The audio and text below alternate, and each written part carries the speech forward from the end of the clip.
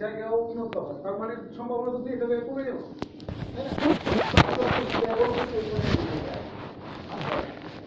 সরকারের ধরেন কেউ অ্যাক্সিডেন্ট করবে, মালিকের মতো কম্পেনসেশন দিল, বন্ধু তাদের চাঁদা তুলে দিল, দ্যাট ইজ ডিফারেন্ট কেস। কিন্তু সরকারি হসপিটালে যে ট্রিটমেন্টটা নিল প্রথম, সেই ট্রিটমেন্টের একটা খরচ আছে না, সেই খরচটা কে দেয়? সরকারি হসপিটাল সরকার দেয় না।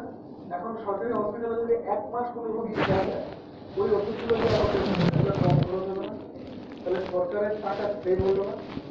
এভাবে ধরেন সারা বাংলাদেশের সব হসপিটাল সরকার তার বিল সেকশন নানা বাজার মতো ঘটনা ঘটলো না, তাইলে সরকারের উপর মারাত্মক ঘটনা ঘটলে আইসিইউতে নিতে হবে। আইসিইউতে সরকারের কত টাকা খরচ হয়?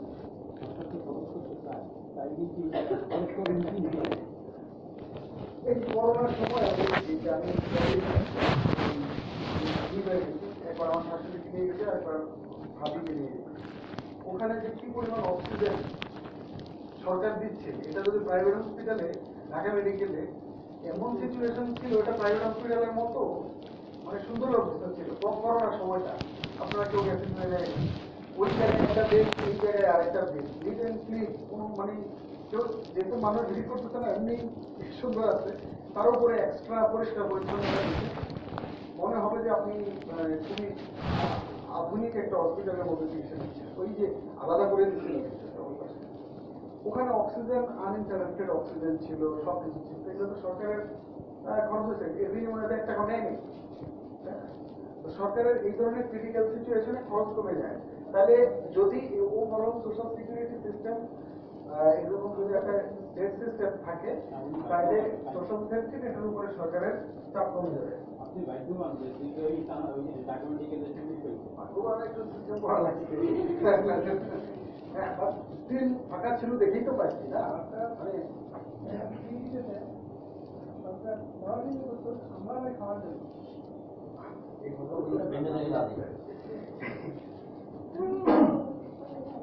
ভালো আছে, এটা বলা যাবে না।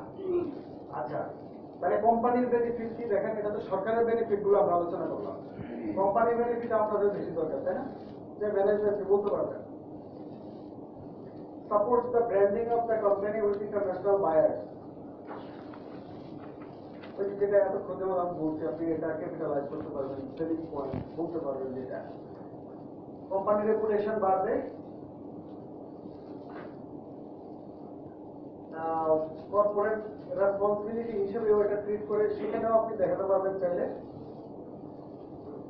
এটা কি বলছি আমরা, promoting the implementation of further RTW program in existing HR program, promote communication between employer, employees, medical service provider. হ্যাঁ, এটা সবার আপনার যত স্টেক হোল্ডার আছে এই প্রোগ্রাম ইমপ্লিমেন্টেশনের মাধ্যমে সবার সাথে আপনার ইমপ্রুভড রিলেশন হবে আগের চেয়ে। সবচেয়ে বড় কথা হলো যে লাল করে রাখছি, দেখেন loyalty to the company increasing. আপনার ওয়ার্কাররা কোম্পানির প্রতি অনেক বেশি লয়াল হবে, বুঝছেন? লয়াল হলে কিন্তু ওরা নিজেদের ব্যক্তিগত সুযোগ সুবিধা স্যাক্রিফাইস করে হলেও তারা কিন্তু আপনার কোম্পানির জন্য এক্সট্রা টাইম কাজ করতে চাইবে। যদি সে কোম্পানিকে সত্যি পছন্দ করে, ভালোবাসে, যদি মনে করে যে আমার বিপদের সময় কোম্পানি আমার সাপোর্ট দিবে, তো ওই কোম্পানি থেকে সে হুট করে চলে যেতেও চাইবে না, তার এক্সপার্টিসটা আপনি চাইলে ইউজ করতে পারেন।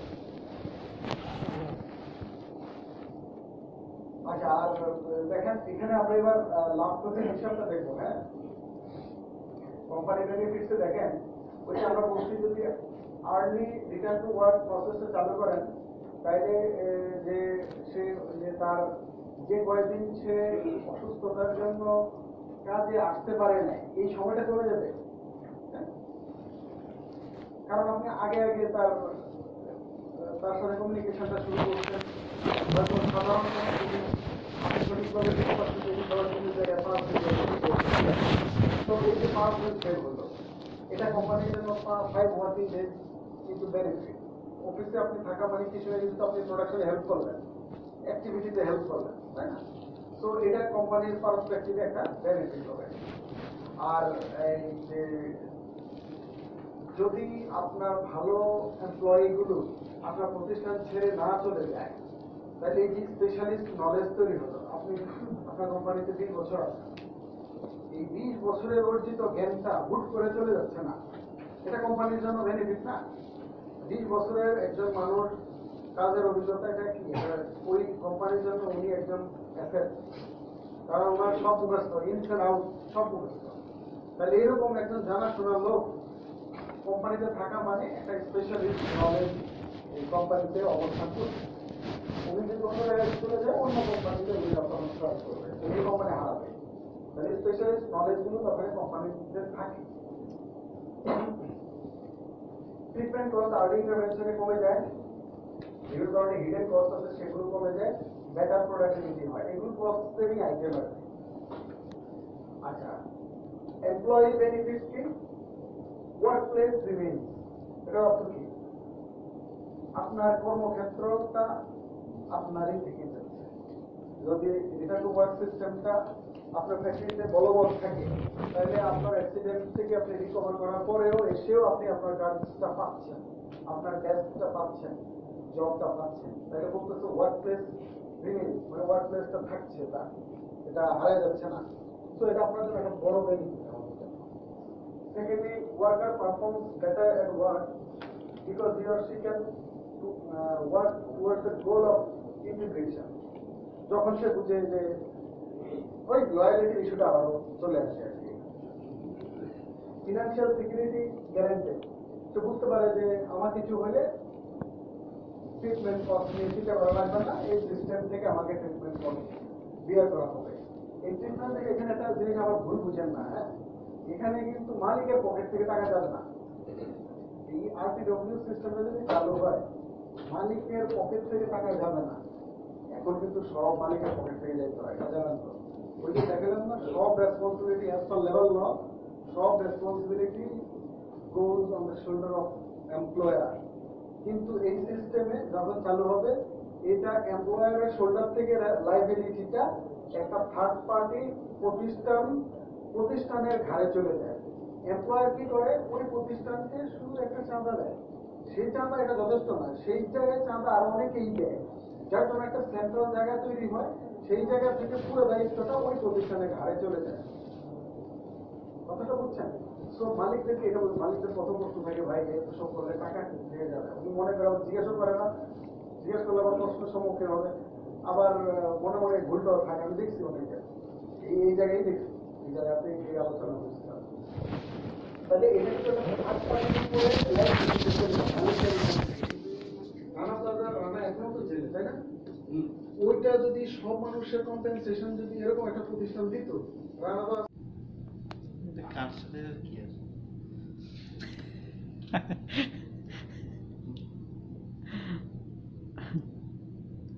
আমাদের মানে আমাদের সেন্স অফ ভিউ থেকে তো নাই,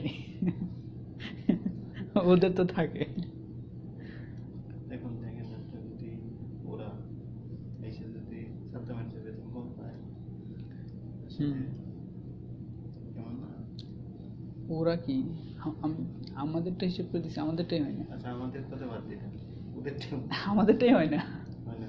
না, আপনার সবাইকে যদি 18 দেয়, হ্যাঁ, আর আনোয়ার ভাইকে যদি 4.5% দেয়, হ্যাঁ, তারপরেও টোটাল মিলে 22%-এর বেশি আসে।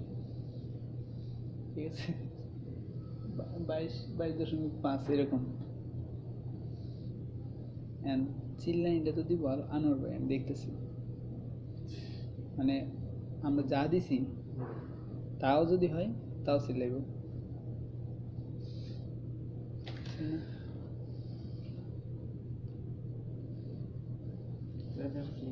তবে এই পরিবেশের পরিপ্রেক্ষিতে আনোয়ার ভাই সুইটেবল না কোনো দিক দিয়ে নেই, ইদানিং মানে আরো বেশি কেমন জানি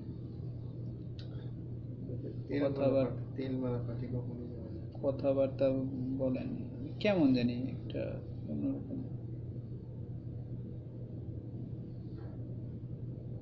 কালকে কি করেছে, এদিকে লোক না হইলেও সমস্যা নেই, ওইদিকে লোক না হইলেও সমস্যা নেই, এরা তো খালি পড়াশোনা নিয়ে ব্যস্ত। আরে ভাই, পড়াশোনা নিয়ে ব্যস্ত থাকতে আপনার কি? পড়াশোনার চাকরি আপনার মতো এনে সারা জীবন পড়ে থাকার মতো কেউ আছে নাকি? পড়াশোনা চাকরি করি। আমার কথা চিন্তা না, আমি কাজ করতেছি, কাজ করেই তো করতেছি। আমাদের মতো তো উল্টা পাল্টা কথা বলি। এই যে এই আপনি একদিন যান না একটা ওষুধ বের করতে, ওইরকম তো আর করতেছে না কেউ। ওষুধ বের করতে না, তারপরে কিছুই না, শিবের মানে দিকে কোনো যাওয়া নাই। কোনো রেসপন্সিবিলিটি সে নিবে না, তার কথা হচ্ছে এটা। আমার কাছে একবার শুনবো। আচ্ছা, অনেক সময় জোর করে সেই কোন করছে। বরং কত কিছু থেকে বাঁচায় রাখি, থাক করা লাগবে না, শুনতে থেকে সম্মানটা নেয় না আর কি, এটাই সমস্যা। আপনি সম্মান দিলে কি হবে, সে নিতে বাধ্য না। ওই যে সোহেল ভাইয়ের মতো থাকলে, সোহেল ভাইয়ের মতো হুম। থাকলে, তখন ওই যে খালি বললামই তো আমি যে হোসাইনের লোক তো নাই, সামনে তো বললাম না, হ্যাঁ সবাই ভালো আছে। যখন আপনি যখন দেখে যে না কথা অন্য দাঁড়িয়ে যাচ্ছে, হুম। আগে তো ভাই এইসব কথা বলতাম, এই জন্য ভালো ছিলাম। আরে আল্লাহ, আমরা তো খারাপ হয়েছি ওই যে কম্পিউটারের বিষয়টি নিয়ে। সাইদ এদের মতো লোকই হয় না, কইলেই দোষ।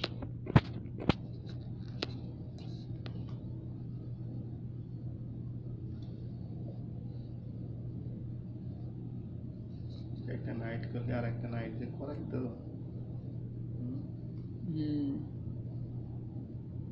তার সেই অভ্যাস সেইটাই আছে, তাদের সাথে যেভাবে ব্যবহার করছে সেইটাই আছে, কিন্তু আমাদেরটা চেঞ্জ